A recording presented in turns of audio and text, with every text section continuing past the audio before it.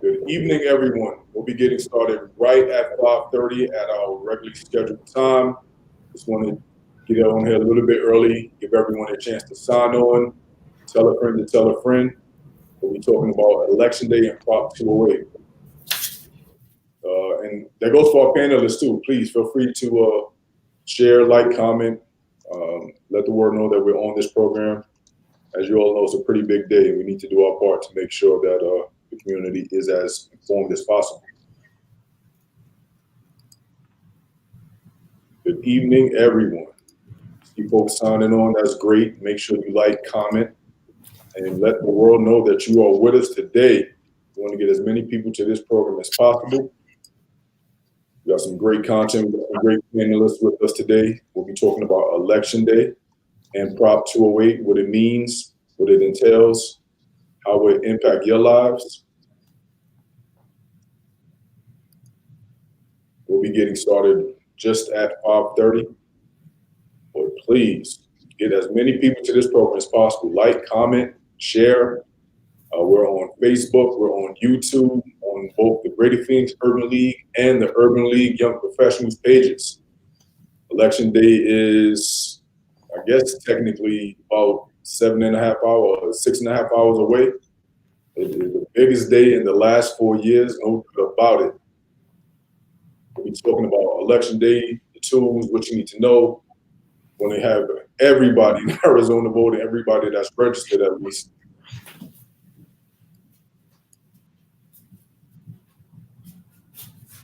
Yeah, please like, comment, share, let the world know you're with us. We have an esteemed group of panelists with us. We have Christine Thompson, Ylenia Aguilar, excuse me. I'm going to practice rolling my R's. It's actually my native tongue, but I just never adapted to the rolling of R's. Devin Palacio, I'm going to pronounce that. Representative Reginald, the esteemed President and Dean of the Greater Phoenix Urban League. We'll get started. We'll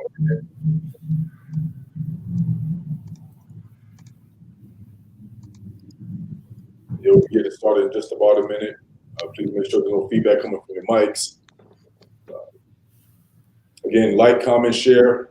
We'll be with us in a moment. I see we got more people watching than people have liked the program, so that doesn't balance. Make sure you like the event. It'll help the algorithm. We want to get everyone to this broadcast. And without any further ado, we are right on time, and everyone's time is as important as the next. We don't want to waste anyone's.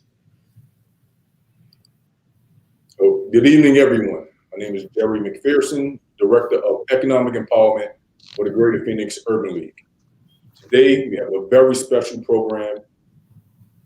We're talking about Election Day and Prop 208, what it means. Election Day is just about 7 hours away.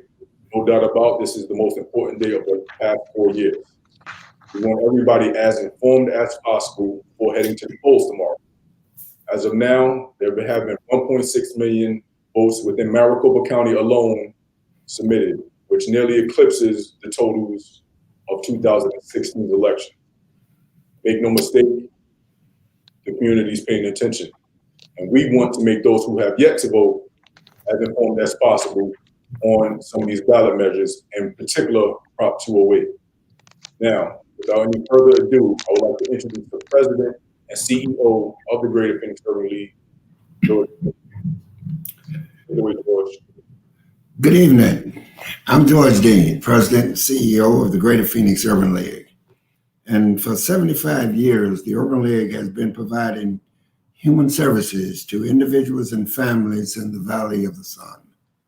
Services such as housing, employment assistance, early childhood development, health awareness. We are in extreme crisis, greater than at any time in the 21st century.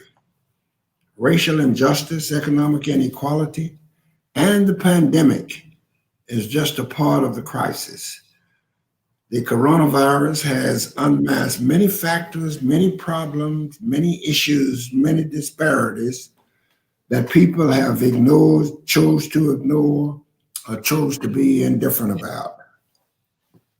Black and brown Americans have suffered financial inequality for decades, and the pandemic is just a part of the crisis. Black lives matter, whether in an instant during confrontation with police, are not the only Black lives that are senselessly lost.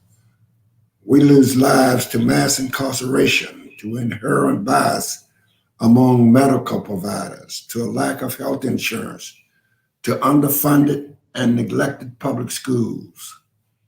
This evening, Meet the Leaders Forum is going to focus on underfunded and neglected public schools in Arizona and how some Arizonans are trying to correct this inadequacy. We're pleased to have as our guest State Representative Reginald Bolden and also the ranking member of the Education Committee of the Arizona House of Representatives, Ylenia Aguilar, Vice President of Strategist 360's Culture, Devin Palacio, Vice President of Tolleson Union High School District Board, and Christine Thompson, the President and CEO of Expect More Arizona. Tomorrow is Election Day, and Prop 208 is on the ballot. I encourage all of you to listen closely and find out from these leaders about funding for education in Arizona.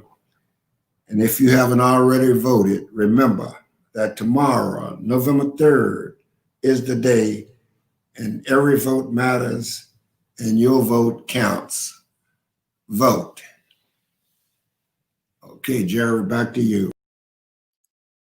Thank you, President Dean, for your leadership and your guidance over to the Greater Phoenix Urban League and the Greater Phoenix community over the past 28 years. Now, I would like to bring on our first guest. You all know him very well. He's been a huge supporter of the Greater Phoenix Urban League and our activities over the years. Representative Reginald Bolden. Reginald Bolden graduated from the University of Cincinnati with a bachelor's in criminal justice and international security. After graduation, he became a special education teacher in South Phoenix. At just 28 years old, Bolden was elected to the Arizona House of Representatives, representing Arizona's 27th district, which is comprised of downtown Phoenix, South Phoenix, Levine, Tempe, and the Gila River Indian community. In addition, he serves as co-executive director of the Arizona Coalition for Change and Our Voice, Our Vote with his wife, Simone Bolden. Reginald, welcome to the program.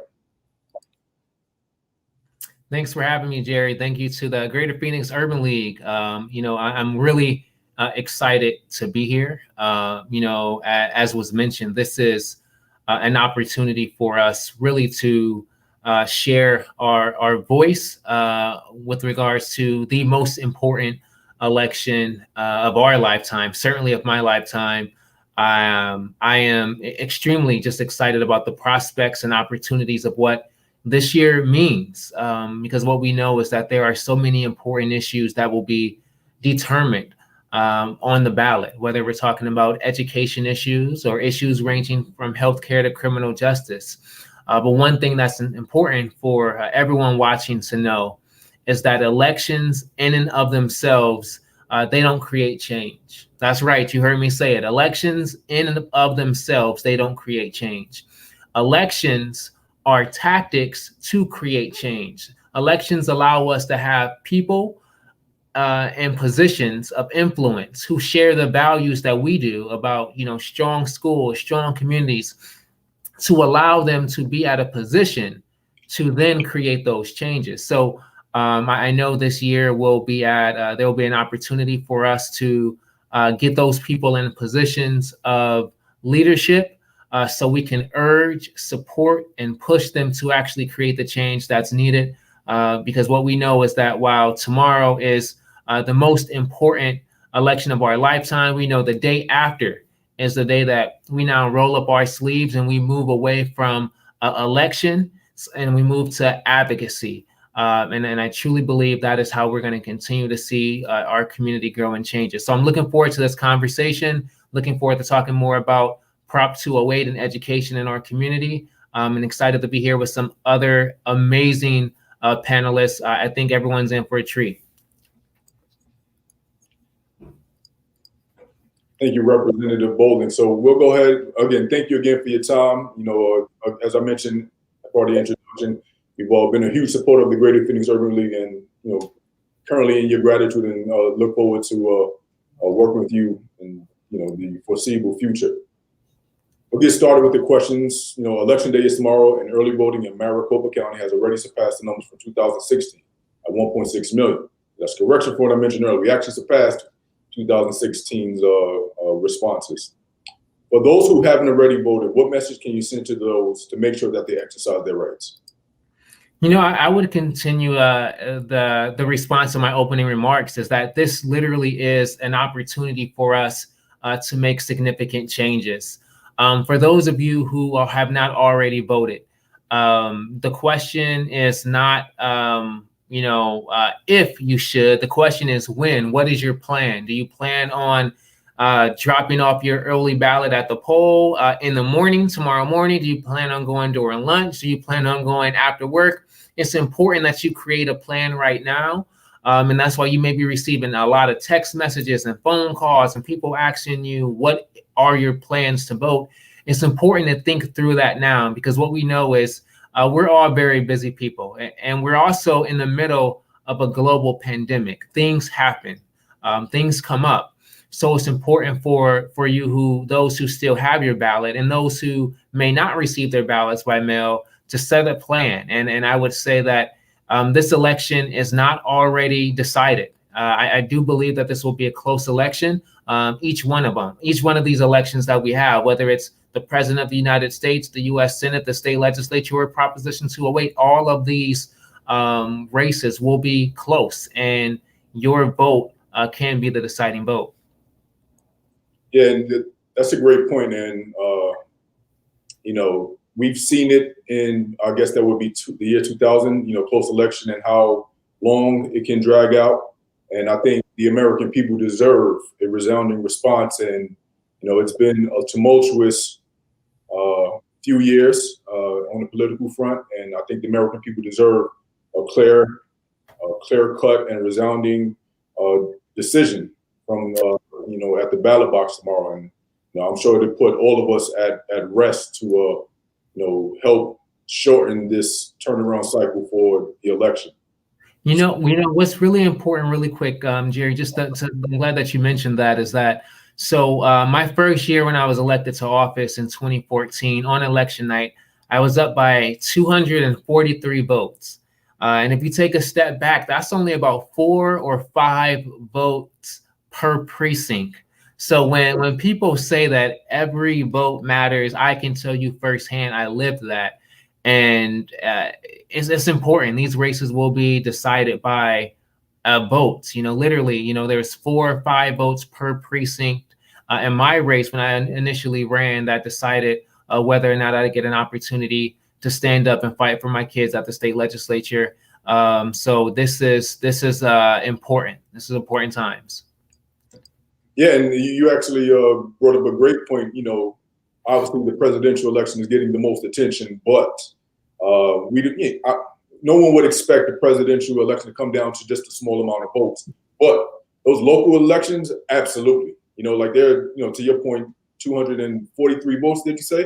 Like that's, that is the difference that a single person could have made during the campaign trail trying to influence their circle. So absolutely, every vote is going to count, whether it's the president, the House representative, state representative, city council, or even a proposition. Every vote is going to count. To the next question. You represent District 27 in the Arizona House of Representatives. As a former special education teacher and serving on the State House Education Committee, we know the subject is close to your heart. Can you tell us about the work you've been doing on the education front? Thank you. And education really brought me to the state capitol.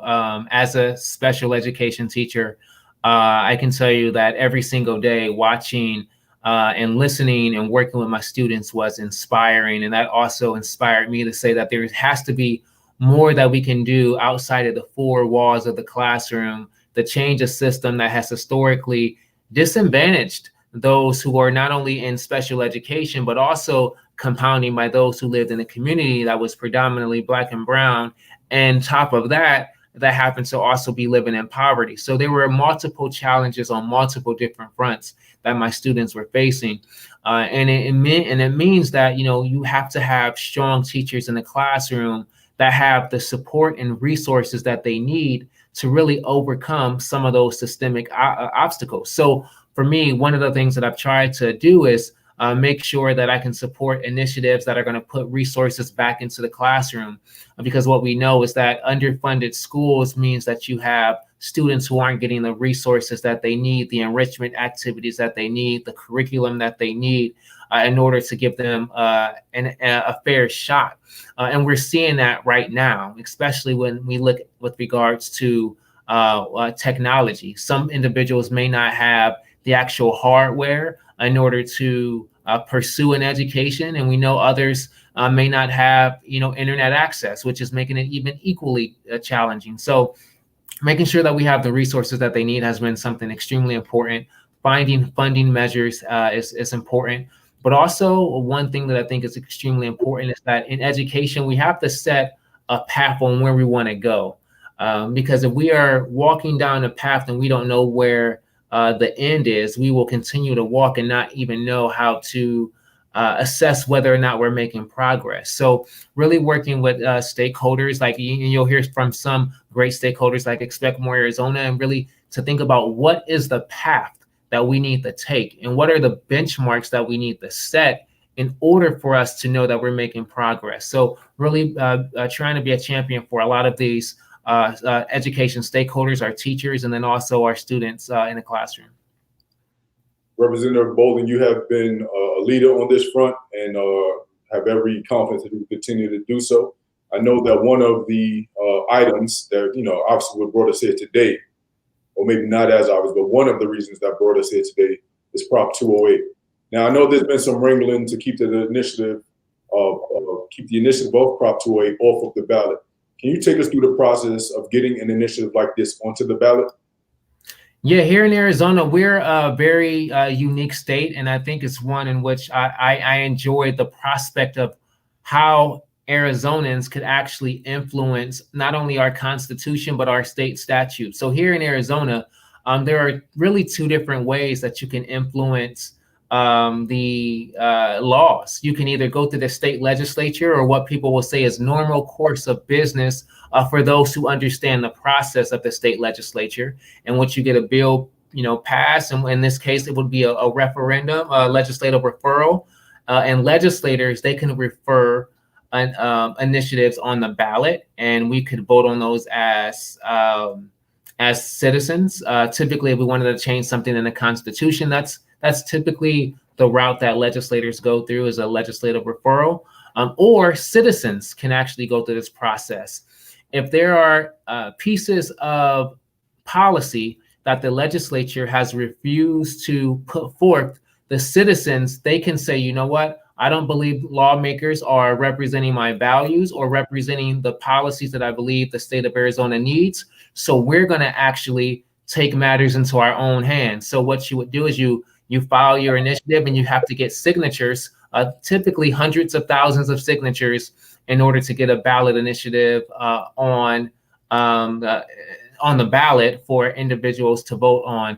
And here with the Proposition 208 or Invest in Ed, they went through that process. Literally, I believe it was over 400,000 signatures. So 400,000 Arizonans, they signed the petition. You know, whether they're at a gas station or a grocery store, wherever else you see individuals holding clipboards and asking for your signature, they went through the normal course of business. And during that process, once they got the signatures, there was a lawsuit, and the lawsuit challenged the language that was on the actual ballot initiative, and that was ultimately ruled. It was not ruled in the favor of the challenger, so the initiative was able to stay on, which I think was the right call, because Arizonans should have the ability to decide whether or not they want to support public funding for our education system to the tune of nearly $1 billion a year and have a fair shot at doing that. So I think it was the right call. And I think because of that, what you'll see is voters really valuing what resources can do and how resources can transform our community when you give us an opportunity to do that. Great point. And, I am, I jokingly say I should be on the Arizona Tourism Board, because I'm just a huge fan of the state. It's from back east. I've lived in a couple of different states, and Arizona is ripe with opportunities. And one of the small examples of that is how a regular citizen can take action and get a initiative of this significance onto the ballot alongside the same ballot that will be voted for the president. That is, it may sound simplistic in form, but it's pretty significant knowing that you live in a state where you have this, or you can have this kind of influence. No, it's huge. It's huge, and we've seen it a number of ways. Whether it's raising of the minimum wage in Arizona, whether it's providing additional resources of education in the past. So we know it's possible. We know it's something that can happen, and as you mentioned, that's what makes Arizona a great place to live. Absolutely. Now, everyone watching in the audience, I've asked you a number of times. I'm going to ask you again. Please like, comment, share. Let your friends and family, your network know that we are talking about Election Day and Prop 208. This is our last shot. This is our last chance to get this information into the voters who hopefully will be walking into the ballot box tomorrow and making informed decisions. And maybe someone isn't. So let's take the opportunity to educate as many folks as possible. Again, if you are watching online, please, if you have a question for Representative Boulding or any of our panelists today, we are open to taking those questions. Representative Boulding will only be with us for just a few more minutes. So if you have a question for Representative Boulding, get them in now and afford yourselves an opportunity to connect with one of our local representatives. Get to the next question I have. So, in short, I know we spoke about it. You touched upon it at length, but going to tell us, simply put, why is Proposition 208 so important to the future of Arizona? I think one of the biggest things that it's important for people to know is that Proposition 208 is the same thing that we put on our red T-shirts for every Wednesday. It's the same thing that when you saw a sea of educators, teachers, and supporters go down to the Capitol. It's the same thing as when you saw people standing on streets holding signs and we were honking the horns. So Proposition 208 and Invest in Ed, Red for Ed, it's all the same thing. And I think that there has been strategic messaging to make it seem as if Proposition 208 is something that's entirely different from that and separated from that it's only about taxes. The reality is that Proposition 208 is about investment. It's about investment in our education. And if we had the ability to name the proposition Invest in Ed, and that's it, I truly believe more people will understand that. But Proposition 208 is simply put an initiative that is going to provide an investment in not only our teachers, it's going to provide an investment in our students, it's going to provide an investment in the supports that we need in order to make sure that we have a strong functioning system. Because the reality is, and over the last several years, ever since, in fact, 2008, what we've seen is a divestment, sort of a divestment in education.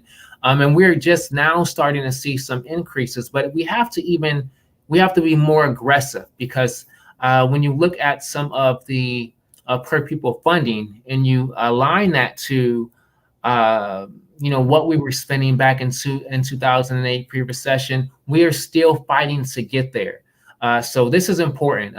We can't let another class, another cohort of students graduate, another cohort of students enter our schools without the resources that they need. I have a 4-year-old daughter, and she'll be entering into our public education system very soon. So I have an invested interest in our public education system.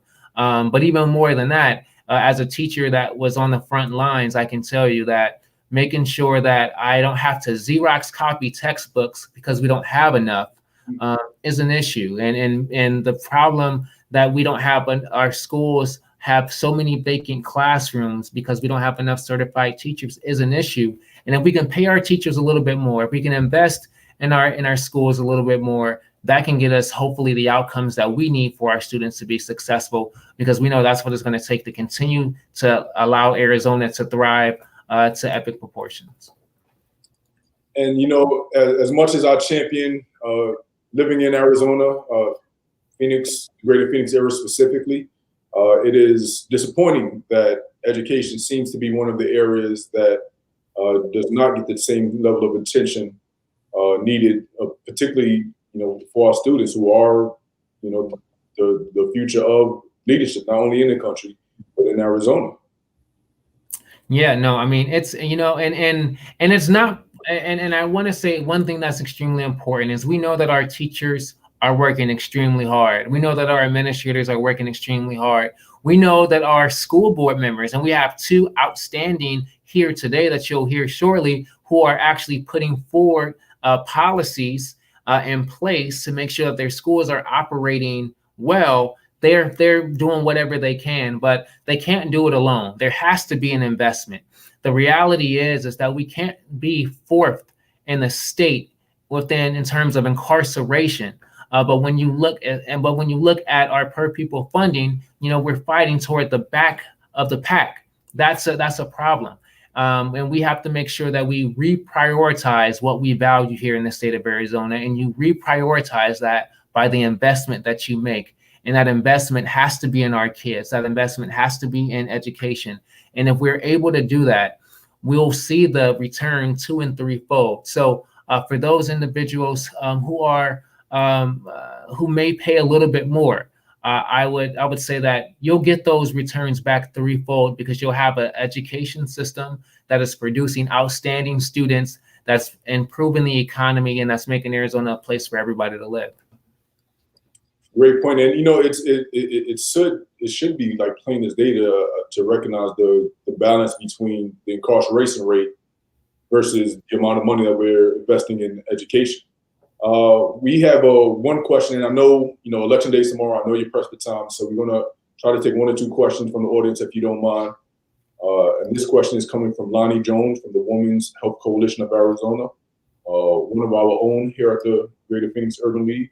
She wants to know, what is your position on equal funding versus tax-based funding?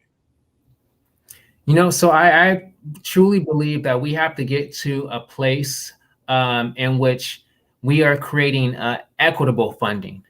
So with regards to equitable, I believe that we have to be at a place where we are looking at students in different situations and who are in different communities, and we're giving them the resources that they need to achieve. And those resources may not be the exact same dollar amount that we need to put in other communities. For instance, if we have a school district like one in which I represent, Roosevelt School District, if the money that we're giving in Roosevelt, that may not be the same dollar amount that we need to give other school districts that, you know, that don't face the same historical challenges, poverty-stricken challenges. So we have to create, in my opinion, an equal funding system that's based on equity. And I believe if we can do that, that's extremely important. I don't believe that we need to continue to make it so that our communities who are in the most poverty-stricken districts pay the bulk of these of the education, which currently we see right now through bonds and overrides. While the state has the ability to divest, we see our communities standing up, our communities taxing themselves through bonds and overrides to actually fill the gaps that our state has left. And I don't believe it should be that way. Our state should make sure that we are providing an equitable system for our kids and for our communities, so every student has a shot to at least be on the same playing field. Great points, Representative Balding. I know the conversation of equity versus equality has, you know, it's still a relatively new concept, but the point being, every location doesn't need the same help, you know, and it's important that we do look at this from an equitable standpoint and getting these resources to our community so that we all have a fair chance at success. Again, I know we're coming close on time. I know you have a lot busy day ahead of you, or busy evening and day ahead of you. Any final thoughts you would like to leave the audience with? I just want to say I'm really excited by the direction of the Greater Phoenix Urban League and the prioritization of what's happening through policy and how these policy implications are affecting our communities. And you all providing an opportunity for our community to actually hear directly from those stakeholders who are on the front lines in these positions that are going to have a direct impact. So I truly believe that the Greater Phoenix Urban League has the ability and has the ability to be a strong voice here in our community and will continue to allow not only policymakers, those who are leading nonprofit organizations to know that the Urban League is a place of partnership and a place of prominence with regards to where we want to move our state. So thank you for having me, and I look forward to everyone voting this election. Let's do it. You have until 7 p.m. tomorrow. That is your last shot. Let's do it. Representative Bowling, firstly, thank you for those kind words. We here at the Greater Phoenix Urban League take heed to the direction that we're going in that you've articulated. And good luck tomorrow on the election tomorrow. I know you'll still be on the campaign trail until the last moment, but thank you for joining us and look forward to having you working with the Greater Phoenix Urban League in the near future. Thanks for having me. That was Representative Boulding, representative of the Arizona House in District 27. We will now pivot to the rest of our program because I assure you we have some great, well, actually, firstly, to be clear, that was great content provided by Representative Boulding, great insight from someone working in these areas, working to help shape policy and influence what happens in our state as well as the direction that it goes in. So thank you for Representative Boulding for sharing that insight. Now, I would like to begin introducing our panelists who will be with us today. First of which will be Christine Thompson. Christine Thompson is president and CEO of Expect More Arizona, a statewide nonprofit bringing communities together to positively impact education. Ms. Thompson has been involved in public policy for over 2 decades. Prior to joining Expect More Arizona, she served as an executive consultant to Achieve 60 AZ as the executive director of the Arizona State Board of Education and as an associate vice president for the government affairs for the Arizona Board of Regents. A proud product of the Arizona public education system, she attended K-12 in Arizona public schools and received her BA and JD from the University of Arizona. Christine, welcome to the program. Thank you so much, Jerry. Just thrilled to be here today, and just want to say how great it was to hear from Reg, to have someone who's an educator and really, his heart is in the community and his heart is there for students to be representing us is just fantastic. Our next guest will be Ylenia Aguilar. Ylenia serves as Vice President of Strategies 360 Cultura. Strategies 360 is a political consulting firm with offices in 10 Western states and Washington, D.C. They offer services in public policy, marketing, communications, research, and polling, federal and state lobbying. She's a registered lobbyist in Arizona and is involved with the Save Our Schools campaign. Ylenia serves as governing board member of the Osborne School District, number 8, and is an alum of Valley Leadership. She has directed and managed state campaigns and successfully managed extensive development projects. Ylenia attended the University of Arizona. Welcome, Ylenia. Thank you very much, and thank you to the Greater Phoenix Urban League. I wanted to say, it was incredible hearing Representative Boulding. He has so much insight. But I also wanted to thank Christine. I feel like community does so much for all of us, and I am here because of so many different things, experiences, but one of them is because of the incredible, amazing community that I come from. When I first moved here in 2014 from Tucson, I was still at the time, I had already gained my path to non-immigrant status, but formerly I was undocumented.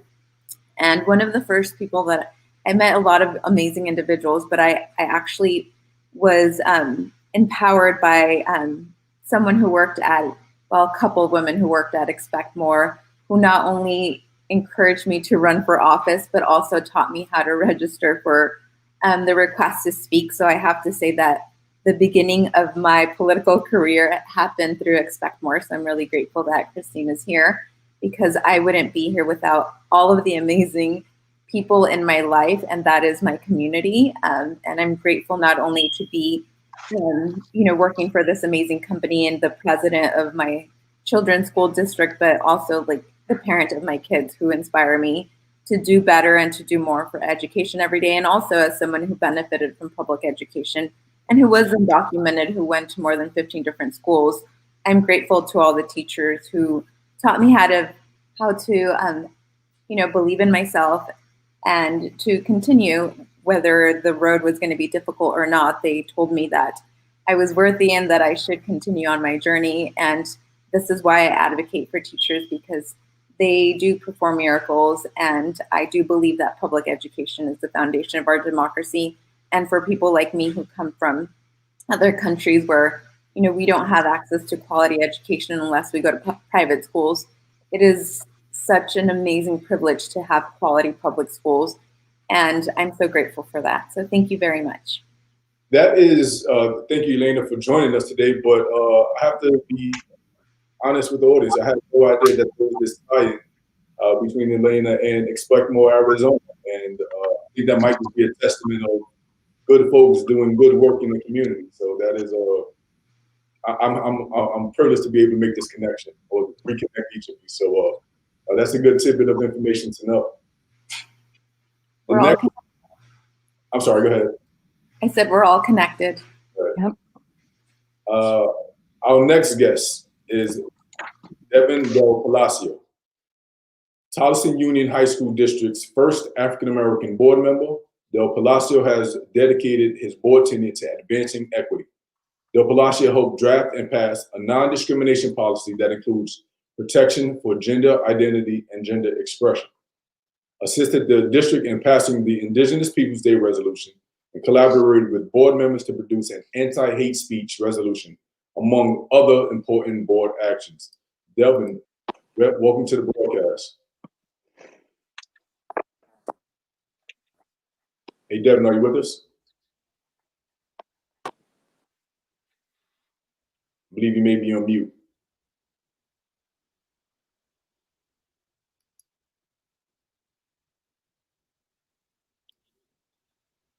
All right, we are trying to get Devin sound together. Looks like it says your microphone is not connected. If you don't mind, here we go. How about now? Okay, can you hear me? Yes, we can. Whoa, dodged the bullet there. Go ahead, Devin. All right, fantastic. Cool. And I'm sorry about the sound issues here, but it's an honor to be here tonight. And to your point, we're all connected. Ylenia and I, not only are we school board colleagues, we also went through Valley leadership together. And of course, Expect More. We have a wonderful partnership with them, the Thompson High School District. So you're right. Folks that are doing good work are all connected. Right. I am deeply happy that we were able to get that audio thing figured out. I know we have great content and insight to share this evening. So glad we are still able to provide that platform for you to do so. So we'll go ahead and get started into one portion of the conversation. And it's election day. I cannot hammer home enough the importance of this. This is going to be, quite frankly, the most important day of the past 4 years. And I know each of us have been active in our respective roles in the community. So I guess I would just like to kind of reintroduce Christine and all of our panelists, but we'll start with Christine. And kind of just tell us a little bit about the work you've been doing over the past few months as it pertains to voter outreach. Well, thanks, Jerry. One of the things that we do at Expect More Arizona is try to give tools and resources to voters so they can make informed decisions about education.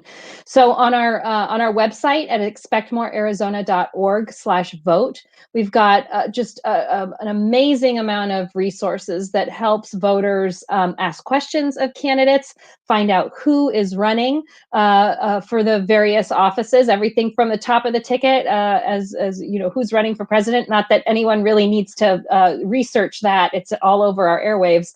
But all the way down to some of the smaller races that are extremely impactful for education, like school board races, which impact the decision making in our schools, our community college boards that are elected, and as we've talked about a little bit today, Prop 208, which is looking to invest funding into education. So we've got resources to help connect voters with candidates. We've got resources to help explain issues to voters, to tell them a little bit about how each level of government impacts education.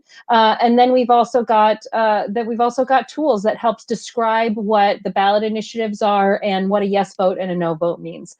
Over the last few months, we've also had some really great partnerships with organizations to help encourage people to vote down ballot. So at the top of the ticket is the presidential race. And as I mentioned, as you go down the ballot, you get to smaller and smaller local elections, and those can be incredibly impactful for education. So we had some really great partnerships with organizations across the state to really emphasize equity as an issue that we need to be mindful of in this election cycle, to ask candidates issues about equity, and to really lean in on that space. So we're really proud of that work that we've done this year in helping to support organizations that are really getting out the vote.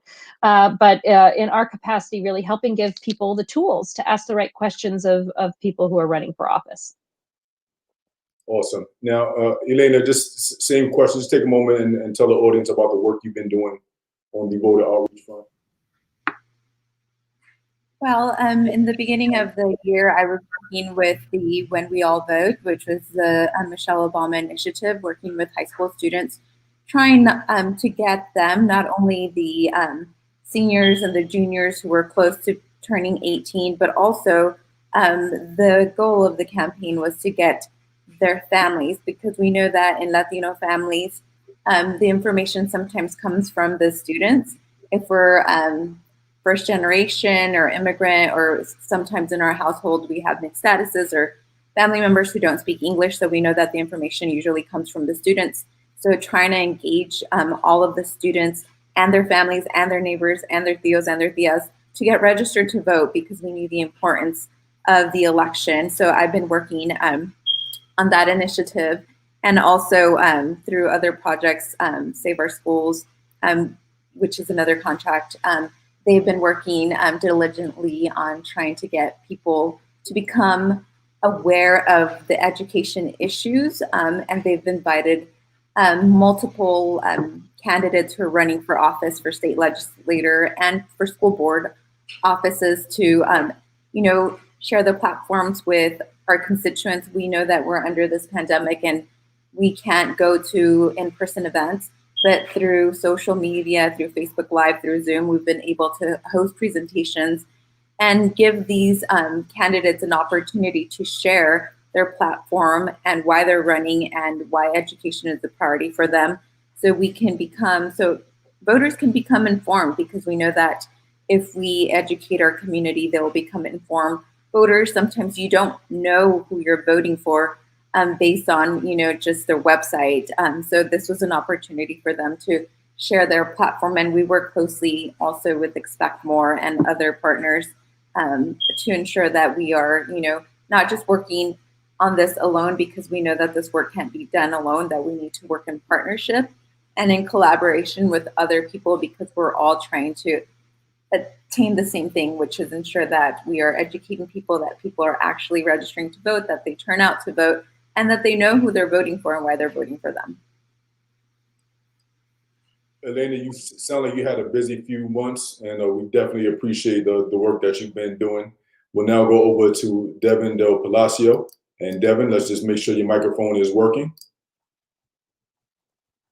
Are you with us? All right. Can y'all hear me? All right. Yes, we Can you hear can. me? Yes. All right. Yeah, just tell us a bit about the work you've been doing in the community as far as voter outreach over the past few months.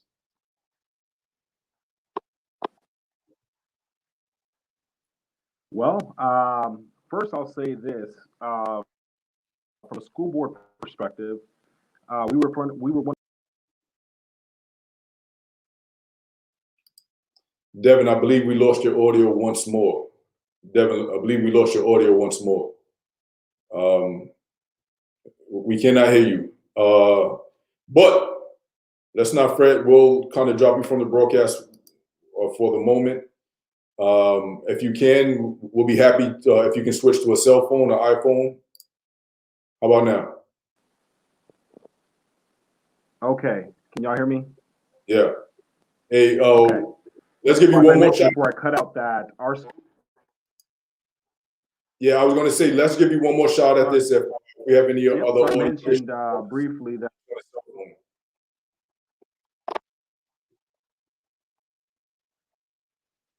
Okay. As I mentioned previously, that our district became one of the first school districts to actually make the election day a holiday. We really wanted to highlight the importance of civic engagement. We really wanted to give the day off to our teachers, our staff, and really for our students to recognize how important this is. So that's a huge celebration in our community. Number two, I've obviously just been getting out there, ensuring that, through my role in the Democratic Party, ensuring that we're reaching everybody in the community and that everyone knows what's on the ballot and what's at stake this year.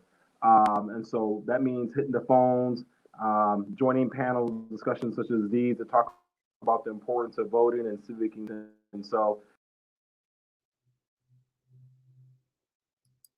Great. Yeah, I just wanted to say that if we lose your audio once more, just feel free to pick up an iPhone. Your audio and your picture will come through great. Rest assured, this isn't CNN or Fox or any, MSNBC. It may look that way, but don't worry. These technical glitches happen. We're trying our best to provide, valuable content to our audience. So yeah, if your audio goes out once more, let's go ahead and try to get that figured out. But yeah, we'll kind of pivot to the other most important topic that we're here to talk about is Prop 208. And I'm going to take a moment to flash on screen what Prop 208 represents and what it means. The Greater Phoenix Urban League, we want to make sure that we are providing the most valuable information to our community and making them aware of these ballot initiatives. While we may have our opinions on who or what initiatives we want to pass, it's most important that we inform you as best as possible. So just to educate everyone, and this may take up a bit of the screen, but we'll all bear with it. But a yes vote on Prop 208 enacts a 3.5 income tax in addition to the existing income tax of 4.5% on income above $250,000 for single individuals and $500,000 for those filing jointly, and distribute the revenue from the 3.5% increase to teacher and classroom support, staff salaries, teacher mentoring and retention programs, career and technical education programs, and the Arizona Teachers Academy. We'll take a moment just to flash what a no vote would tell you.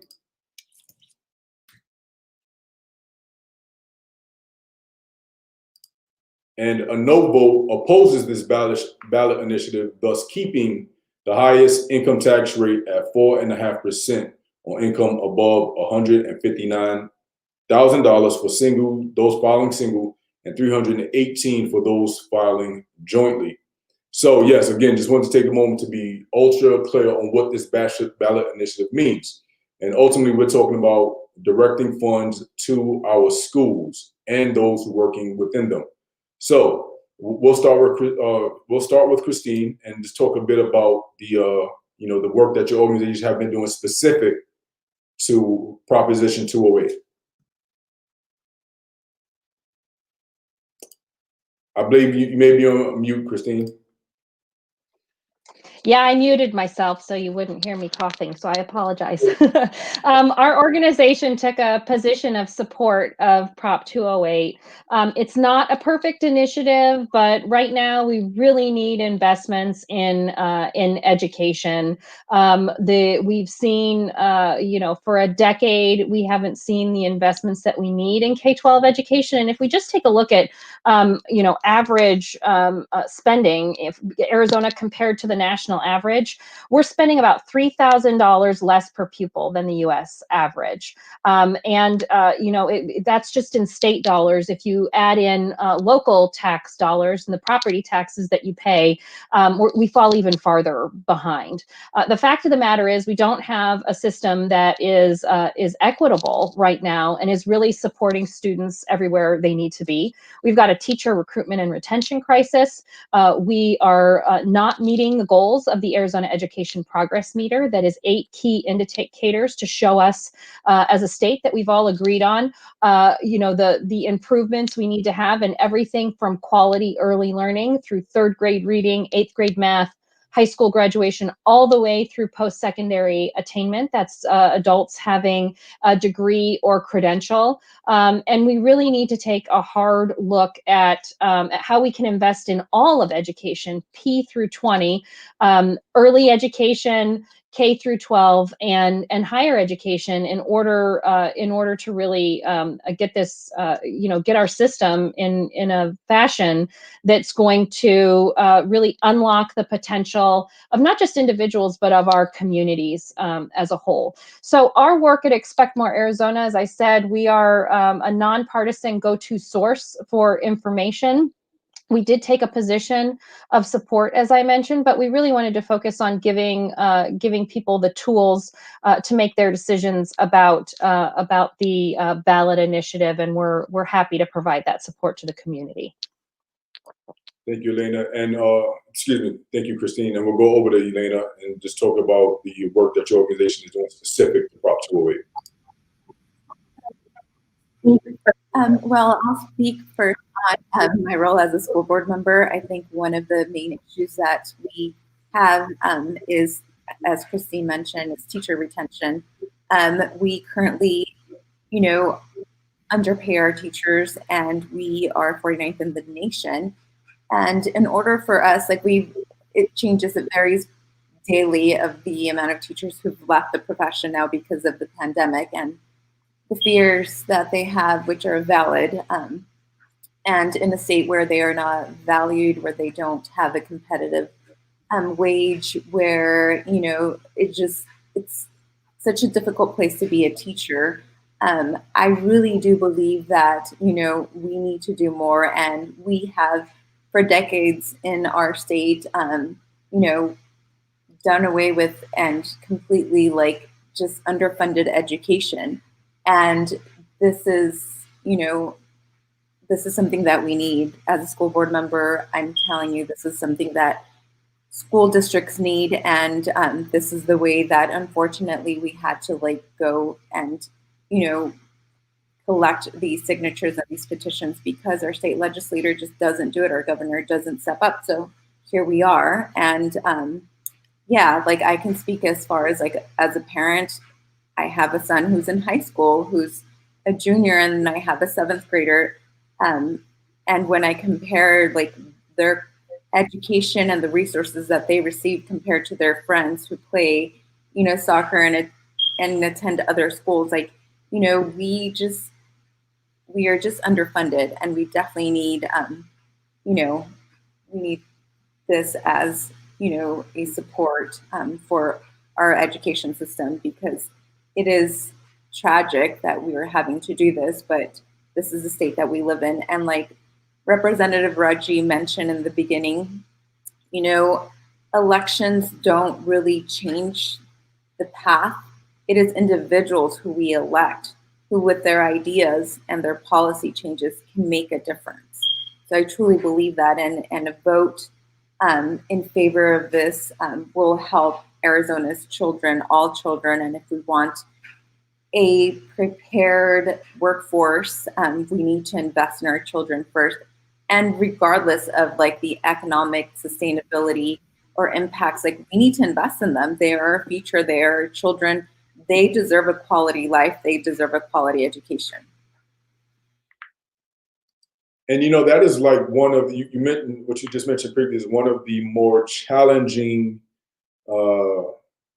issues I would say that I've experienced myself, as far as with voter outreach, is this idea that yes, we elected someone, but I didn't get what I want, and the reality is just one step to the ultimate goal, and you know, kind of putting so much stock or trust or faith in a single individual, as if you know, I voted and my work here is done. Your work here is not done.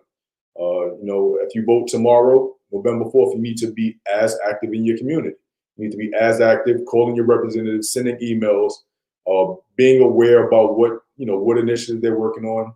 Overall, the point is your work is never done. And if you think you're going to vote and then walk away from the issue, whatever traction you think you gain, you will quickly lose it, because there's someone on the other side of that issue working around the clock to get their initiative, get their perspective, get their wants and desires enacted. So thank you for that. We'll go back to Devin, and Devin, we'll try to get you into this one more time. All right, thank you. Well, listen, I'm encouraging everyone to vote yes. Devin, your phone, your audio, your mic does not want you to be great with us today. It is, yeah, I wish I had a solution to help fix it, but maybe it's those opposing your position that don't want you to get heard, right? But yeah, not sure how to fix this, but yeah, we'll just go ahead and continue on with the program. But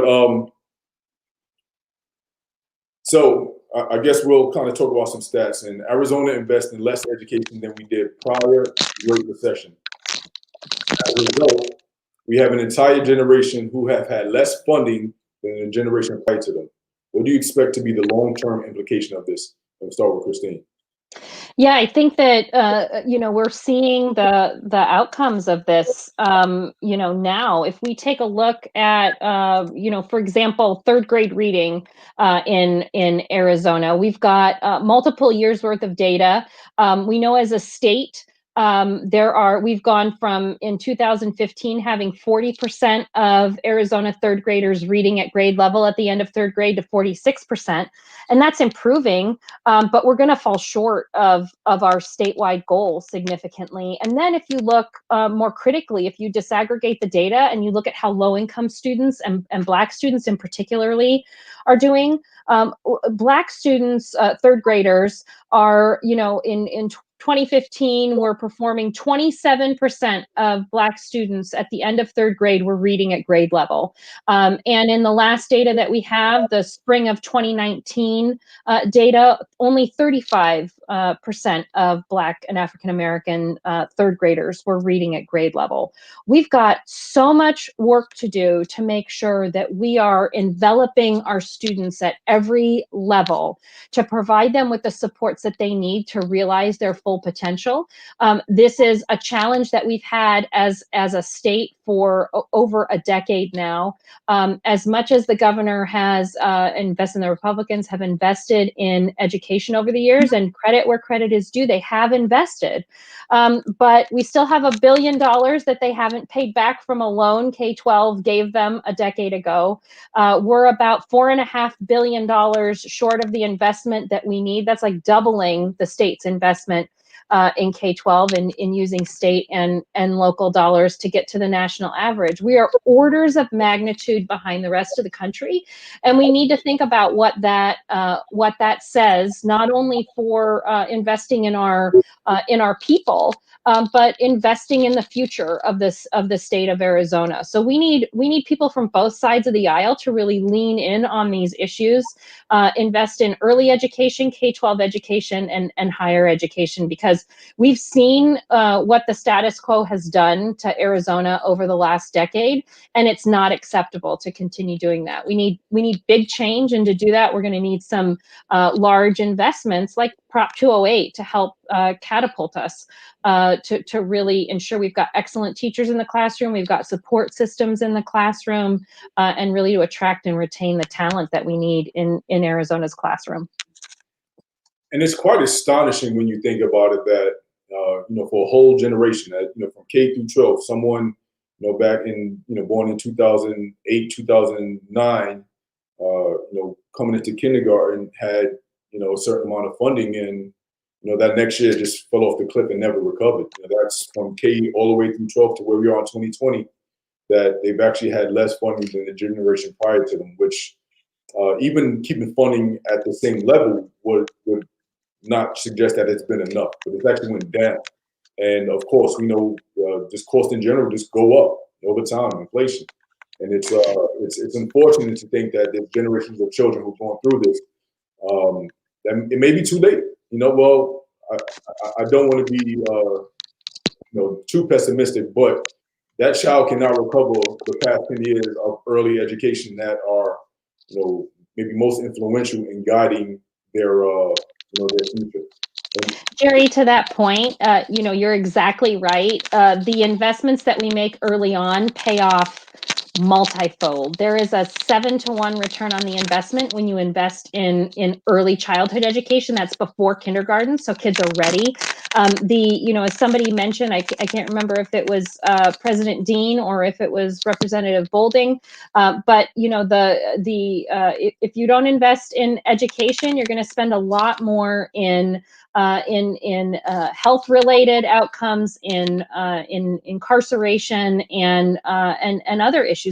Setting aside the issues of racial injustice, which need to be addressed, we all need to invest in education as really a mechanism for our students to realize their full potential, in addition to addressing the issues of systemic racism and the equity issues that we have in all these systems. Certainly. And Ylenia, we'll go to you now and talk about, again, for the past 12 years, a whole generation of schooling, young children, I can't even call them young adults, children have been underfunded in the schools. What do you believe are the long-term impacts of this underfunding? Well, as Christine just mentioned, if we don't invest in, early childhood education, we all know that for children who are living disadvantaged communities, children living in poverty, if preschool early childhood education is the equalizer, especially for children like English learners like myself, there is we're a gap difference, and between children who grow up in affluent families versus children who grow up in poverty, and that gap just widens if you add the fact that they're English learners living in poverty. So, like she mentioned, if we don't invest in education and if we continue to not provide the adequate funding and have an equitable system, we will continue to see the rate of dropouts increase, prison rates increase as well. That is the reality for Latino, Black, and Indigenous communities. So they, especially, when education fails them, we see that they fall through the cracks, and, they're just disinvested in their community. So we won't have a workforce if we don't invest in education. One of the reasons that many companies and corporations don't come to Arizona is because of our education systems. Nobody wants to move their employees into a state where you have to drive across, town to go to a great school. We need to invest in our schools now and build stronger schools, because every child, regardless of their socioeconomic status, deserves a quality education, and we need to strengthen them, and we need to continue investing. And for those who serve more underserved children, they need more support systems. They need the early childhood opportunities. We need to fully fund early childhood and kindergarten and provide like additional supports. But we can't even talk about that when we have all of these other issues, like teachers leaving every day, and the crisis that we're under, the pandemic, only makes things harder for us. Because now, like every school district, because in this globe, we are the only country that left it up to school board members to make these decisions when we are not health experts. And we all have a local control of what's going to happen, how we reopen, how we close schools.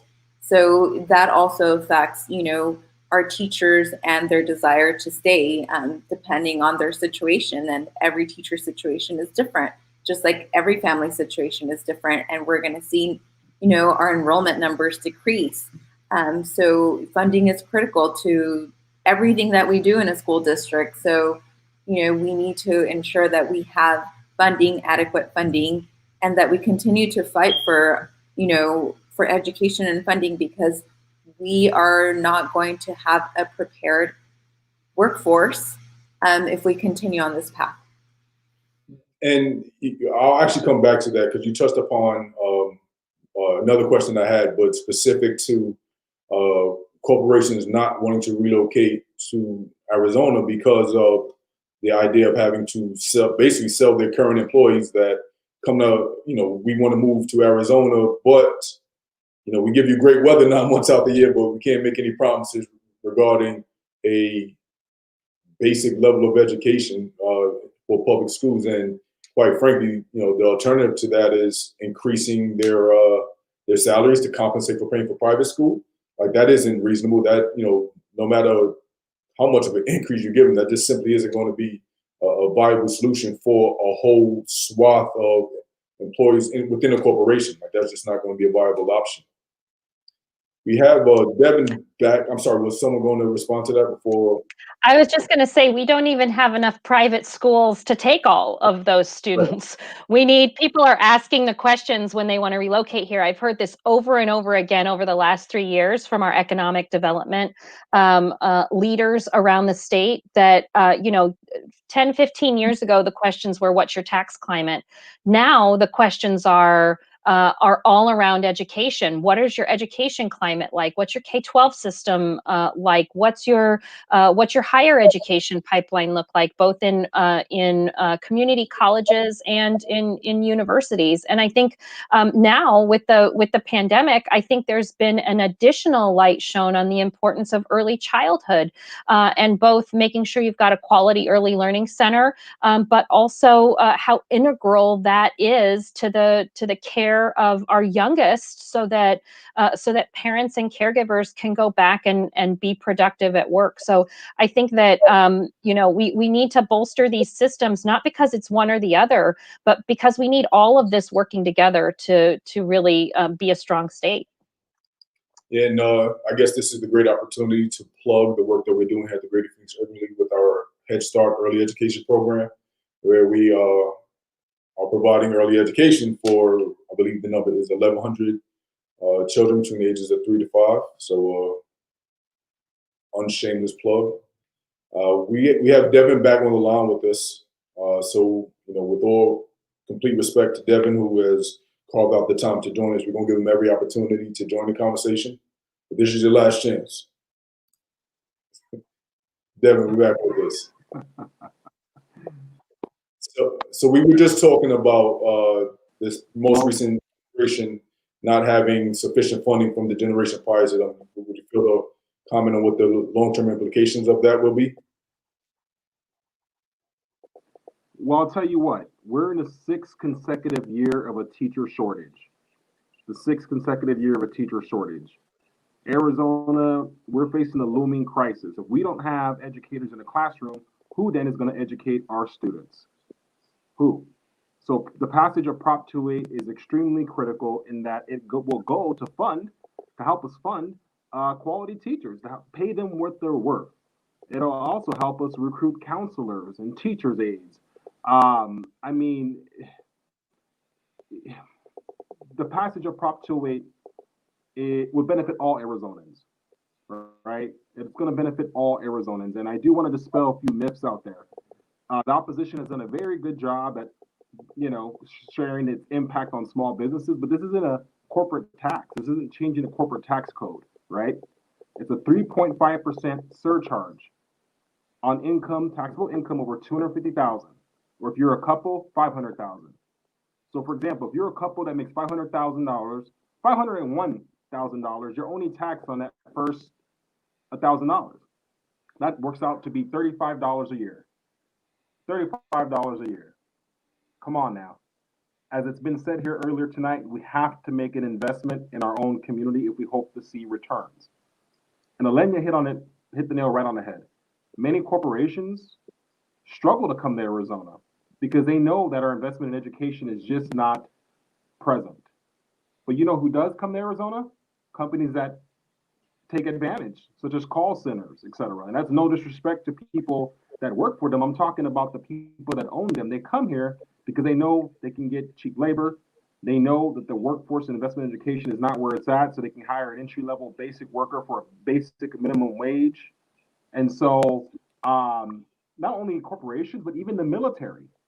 So for example, we've had the military tell us point blank that top officers did not want to get stationed at Luke Air Force Base because they were worried about the schools in the area.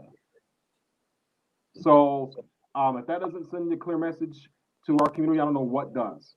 And the fact that we invest more, or we spend more dollars per inmate that we do that are locked up than we do our own students and teachers in our schools is a real problem. It's a real problem. And we got to ask ourselves as Arizonans, is this what we want for our children? Is this what we want for the future of Arizona?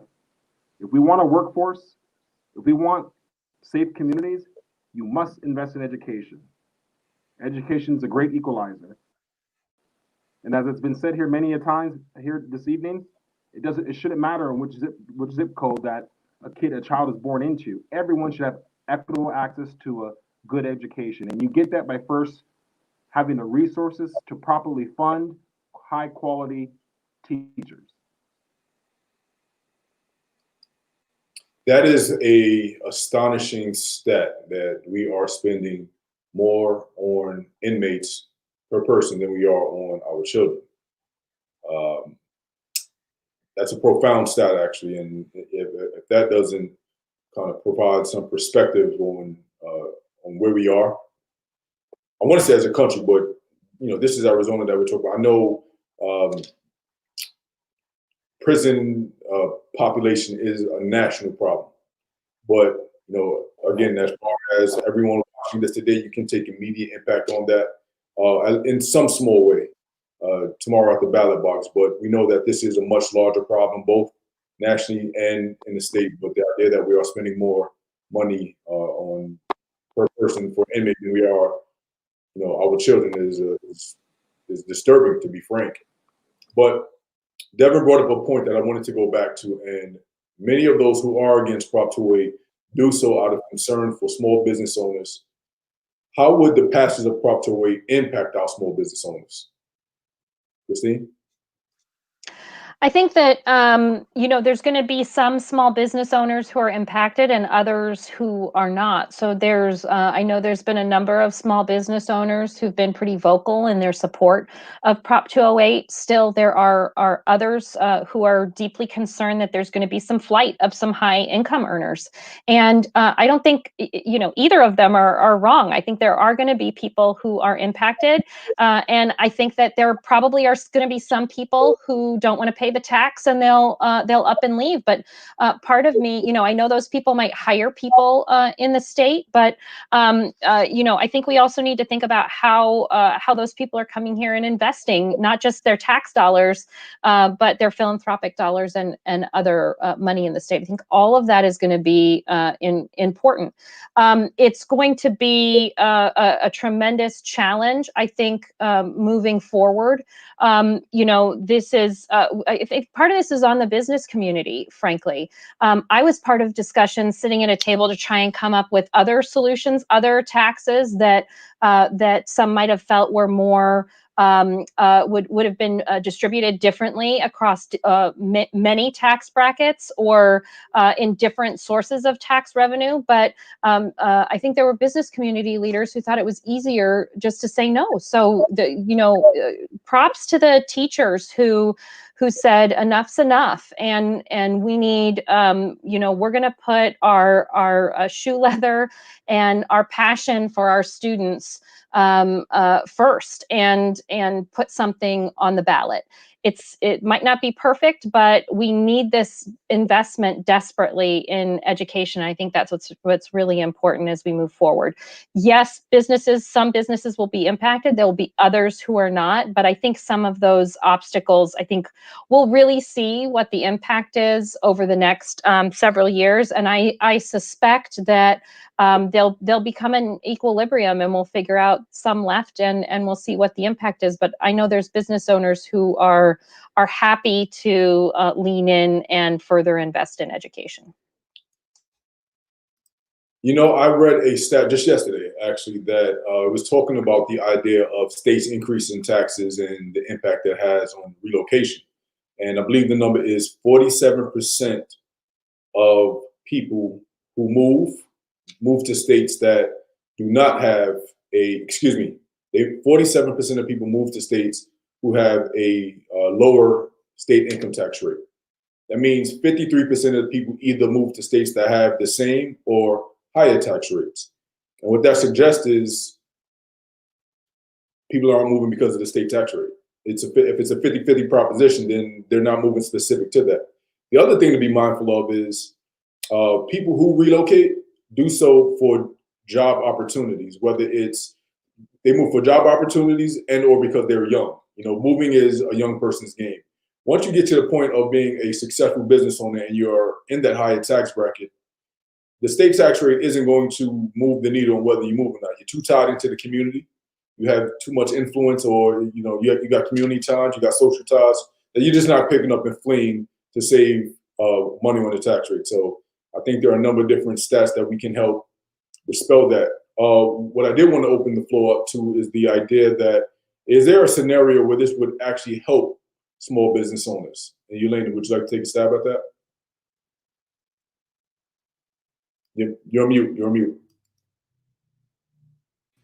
Sorry, my computer's been acting up, so it's been really hard to unmute and mute because it says that it's going to restart soon. So, well, one thing that I will say about small business owners and the effects and impacts that it does have is that, for small business owners who have a taxable income anywhere near the level of being impacted of the proposed tax increase, for small business owners in Arizona, the median income is $48,698, according to the U.S. Small Business Administration. So that doesn't affect, a lot of small businesses because they would have to have a tax income above $250,000 for single filers or $500,000 for married filers. So it really doesn't affect a large percentage of our small businesses. Right, and again, that was a great stat at that salary. Is when we think of small businesses, we think of the mom and pop. We think of your local grocery store, your local restaurant, and such. That again, this is a matter of taxable income. So if we're talking about small business that is owned by the individual, the threshold is a lot higher than than what we think about when we think about small business owners. So. Again, and I was talking to Christine a bit earlier. It was President Crow of Arizona State University. He was on a program with the Phoenix Business Journal. He mentioned the impact that not investing in not early education, but K through 12 will have on the workforce. Because simply put, we got kids, residents of Arizona, going through our public school system, getting to 12th grade, and not being competitive and getting accepted to some of the better colleges, which in turn means it's going to be a less educated, less qualified student coming out of college who is competing for these jobs with people in other states. Christine, would you like to touch upon that? Yeah, I think it's it's really important to think about how those investments. We need investments in K-12 to make sure that we've got top talent teaching our top talent in the state. That's going to be incredibly important. And I think one of the things that the university presidents brought up as well is that if Prop 208 passes after tomorrow, that there's still going to be a need for a tremendous investment in both early education to help get kids ready for kindergarten and first grade, but also investments in higher education. I think Dr. Chang from NAU mentioned she's been a university president now for, I think, 6 years, and she has seen no investments in NAU from the state, no long-term investments. There were one-time dollars, but the universities haven't gotten ongoing funding from the state. Community colleges, Maricopa Community College has had no funding from the state since the Great Recession. It's not just K-12 that's feeling this. Obviously, K-12 is deeply feeling this, but it's really all of education in a way that we have to make sure we're not pitting pieces of education against each other. I think, as Ylenia brought up at the beginning, we are all interconnected. It is a web. The quality early learning setting that allows a fantastic opportunity for a young child to grow and develop and be ready to start kindergarten running, also allows that parent or caregiver to go back to work and be more productive, or potentially even get upskilling and get a new credential or their first degree. And that's all going to be incredibly important. So I think we really need to think about how all of this is interconnected. It's going to take all of us working together to solve these problems, because it's not just the vote tomorrow that's going to make a difference. It's going to take that concerted effort. Democracy's hard work. It's going to take all of our effort to make sure that our elected officials know what our priorities are and that they need to act on those priorities. That was a message. Democracy is hard work. And that is a point that we need to drill into all individuals in our society that want democracy, that want fairness, that want to have a voice. Democracy is hard work. The other point that I wanted to call out is it's important to note that ballot measure impacts K through 12. It does not have influence on higher education, which, as Christine mentioned, is desperately starving for resources as well. Again, if we're talking about what we've done since the Great Recession, funding at K through 12 has been lessened since that point, but Maricopa Community College system hasn't gotten any funding either, which is, now I'm informed on that. So again, whether Prop 208 passes or not, the work cannot stop there. It's not going to be the fix. It's not going to be the magic elixir. It is something that's going to take concerted effort for the duration, for the long term, to help impact our community. If you are watching in the audience, feel free to get your questions in right now. We are coming close on time. I want to give you opportunity to ask our esteemed panelists some questions that you may have. So again, if you have any questions, please feel free to get them in right now, right now. And we'll get a chance to ask these questions to our panelists. So Elaine, I know that you're now back with us. Did you have any comments on that idea? No, I think she covered everything. She did an amazing job at covering what it really looks like and articulating it.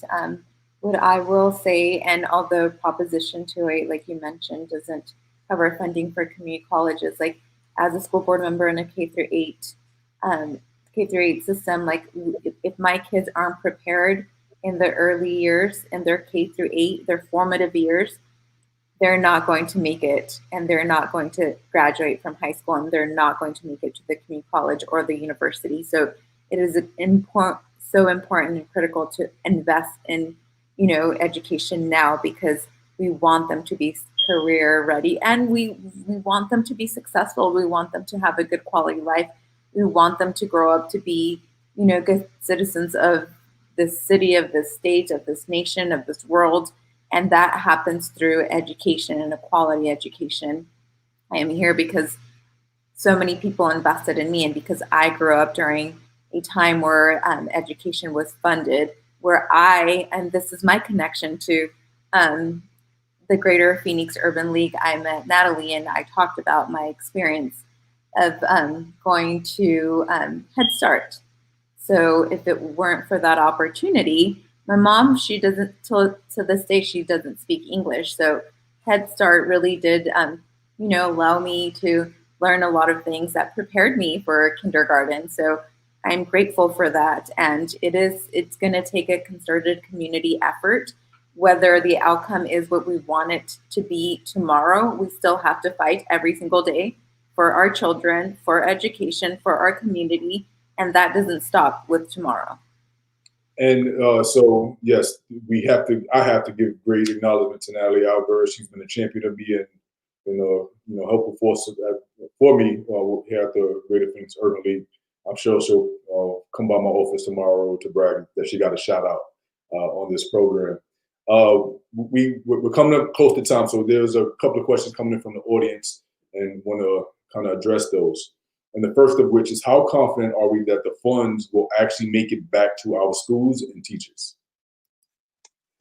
The proposition is really clear on where the funding needs to go. So the proposition says it goes into specific funds that go directly to schools. So half of the money goes to increased pay for teachers and classroom personnel. A quarter of the money will go to pay for student support services personnel. So when you think of this, think of things like classroom aides, media specialists, the librarians, health assistants, those type of things. They're really helping to support students as well. 10%'s got to go to support mentoring and induction support programs to make sure we can keep teachers in their first 3 to 5 years of teaching. Once they reach that milestone, they'll stay with that career, but we need to make sure that they feel supported as professionals. Also, there is 12% that goes to a new career training and workforce funds that would be distributed to career and technical education programs in K-12. And then finally, there's 3% that goes to the Arizona's Teachers Academy. That's the program through the state universities that really that supports funding scholarships for future teachers who commit to teaching within the state. So the language of the ballot initiative is very clear about where the money goes. There is not funding for administrative expenses. And I think paired with our already robust system of accountability measures that we have, with our lowest in the nation per pupil administrative spending, I think that that this money can really make a difference. And that is a great piece of information. I know that is one thing that in speaking to folks that have expressed maybe discouragement about that Proposition 208 is, how do we know the money is actually going to go where they say it's going to go? But it sounds like the bill is very clear in how that money is to be distributed. I want to get one last question in, and I guess Representative will please try to be concise as best possible, so we don't spend too much time or pass our allotted time. It's not like anyone got anywhere to go, right? But aside from creating a new tax, what are some other solutions that will help close this gap? Ylenia, we'll start with you. Other solutions that will close this gap in education, well, fully funding education, so we wouldn't have to resort to initiatives and collecting signatures. Our legislator could, take the initiative. And Christine, would you have any input on that? Yeah, I think to Representative Bolding's point at the top of the webinar, we really need to make sure that we're providing equitable supports to students. So what my kids might need, who've grown up in a language-rich environment, in a privileged environment, is very different than a student that comes from a low-income household that might be an English language learner. and we need to recognize those supports. So we know what best practices work in early literacy. We know that 8th grade math is a gatekeeper for high school graduation and enrollment in college and for credentials afterwards. I think there's a lot of promising things that we can do, but we need to make sure that there's enough funding to really undergird to make these good decisions. So it's a mix of policy and funding that we need to be really mindful of. This has been a very informative conversation. I greatly appreciate each of you and our panelists for attending. And actually, I just need to take a moment and give an acknowledgement. We did have Greg Moore of the Arizona Republic scheduled to join us today. However, out of an abundance of caution, he chose not to participate. He did with journalistic ethics. He was unable to participate in a discussion that may have appeared to be partisan. I just want to take a moment to read a statement that he sent to us. And it's my sincere apology that I'm not able to participate. I'm operating out of an abundance of caution that I don't blur the line between advocacy and opinion journalism ahead of such a critical election. So on behalf of the Greater Phoenix Urban League, we want to thank Greg Moore for offering his time with us, but we understand the need to protect your journalistic ethics. So we greatly appreciate you, and we look forward to connecting with you at a later date on a topic that may not be as partisan. But Christine and Ylenia and Devin, I want to thank you once again for participating with us tonight. You did it at the same time. Did they teach that at Expect More Arizona? Is that where we learned it from? No, but no. Thank you both. It was great having you. Great insight. I look forward to connecting with each of you in the near future. And please keep up the great work that each of you are doing. Thank you. Thank you all, for everyone who tuned in. We'll now send it over to President George Dean to close us out. Take it away, George. I believe you're on mute, George. I believe you're muted, President Dean.